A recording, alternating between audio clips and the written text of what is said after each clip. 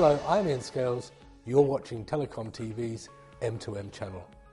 Today, I'm going to be talking with various experts about the difference between M2M and Internet of Things, or IoT. Is there a difference? Does anyone care? Well, maybe it's a bit of a hackneyed issue, but I think maybe it's important as well. If people think there's a difference between IoT and M2M, well, maybe there is one. So let's get some definitions on the table. In terms of the difference between the Internet of Things and M2M, we're pretty clear on it. What we think of as M2M is really the kind of the plumbing of the Internet of Things. So it's the connectivity associated with it. So in the same way that the Internet requires broadband connectivity or some form of connectivity, so also the Internet of Things requires some form of underlying connectivity with all the associated issues around the provision of that service. So M2M is really that plumbing for the Internet of Things as I described it. What we've seen in the mobile industry is not only is the technology involved from basic connectivity into platforms into the Internet of Things, we're also seeing a big change in people's behaviour. Both consumers are much more interested in using their devices for a much wider range of applications. And equally within the business world, M2M and connectivity has enabled businesses to be more efficient. But now, with the advent of the Internet of Things, they're starting to change the nature of the relationship they have with their end customers as well. So we really start to move into a B2B2C world where we understand how the end user, the consumer, is going to be using the Internet of Things as well. I first of all hate the term M2M, and I actually don't really like the term Internet of Things either. I'll tell you why, because I think it focuses on, it creates some view that there's some marketplace out there that is M2M or the Internet of Things, and that's not really it. Our marketplace is solving business problems which are going to make better customer service, that are going to drive a business efficiency, create new revenue streams, and to cast it in some term like M2M or Internet of Things, I think is a bit disingenuous to what we're actually trying to do. We're not trying to create a new market, we're just trying to solve business problems and make all of our businesses operate better. But apart from those straight up and down definitions, what do people actually feel? Your perspective on whether this is an Internet of Things or M2M tends to be based on where you are coming at this from. Okay, so if you're coming at this from a connectivity standpoint and about the desire to provide connectivity, sell connectivity, analyze connectivity, then you'll tend to look at this as an M2M market.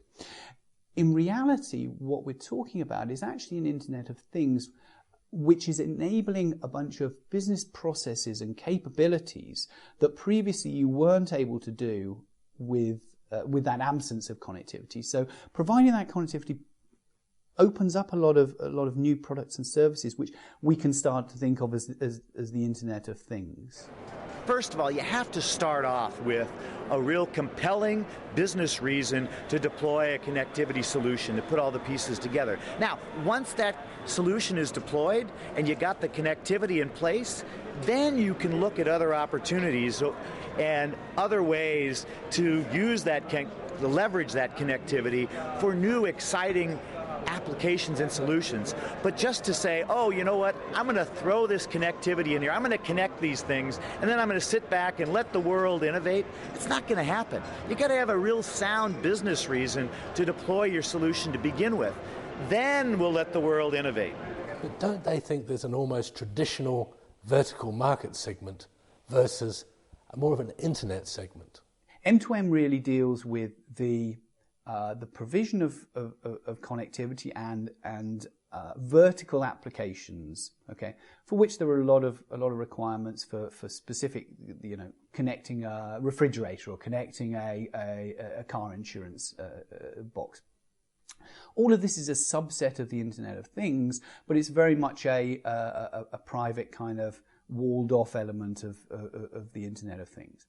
Where that IoT element starts to creep in is where you start to look across the stovepipes, across the data that's being created by all of these individual elements, and start pulling all of that together and trying to do something meaningful with it. So I think the Internet of Things versus the Internet, it's not really a perfect analogy because somebody has had to pay to connect that device for a particular reason. And so there inevitably is some sort of proprietary element to providing that connectivity, which typically isn't there with data that's just available on the Internet. So it's going to take a while to evolve from that sort of proprietary, verticalized M2M approach to a more horizontalized, open, big data Internet of Things. Personally, I think there's a real diversity of applications building up, so that both M2M and IoT will become part of a broader IT movement towards real time. Lots of streams, not so much big data. That's my opinion. But anyway, thanks for watching. See you again some other time. And don't miss parts 1 and 2 on the M2M channel now.